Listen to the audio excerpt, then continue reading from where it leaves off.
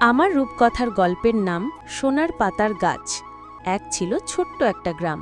সেখানে থাকত দরিদ্র এক ছেলে রাহুল। প্রতিদিন মাঠে কাজ করত, কিন্তু খাওয়ার মতো টাকা জুটত না। আহ, যদি একটু ভালো কিছু হতো। অরে, তুমি কাঁদছ কেন?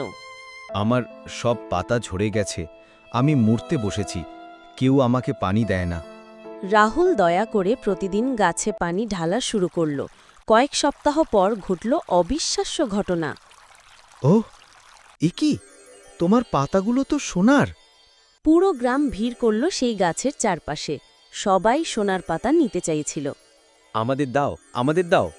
কিন্তু গাছ শুধু রাহুলকেই দিল, কারণ সে ছিল দয়ালু আর নিঃস্বার্থ।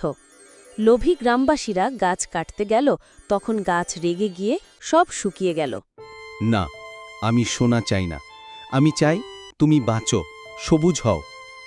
রাহুলের ভালোবাসায় আবার গাছ সবুজ হল। এবার গাছ প্রতিদিন একটি মাত্র সোনার পাতা দিল, যাতে রাহুল সুখে শান্তিতে বাঁচতে পারে। শিক্ষা: লোভ করলে সব হারাতে হয়, কিন্তু ভালোবাসা ও দয়া সবসময় ফল দেয়।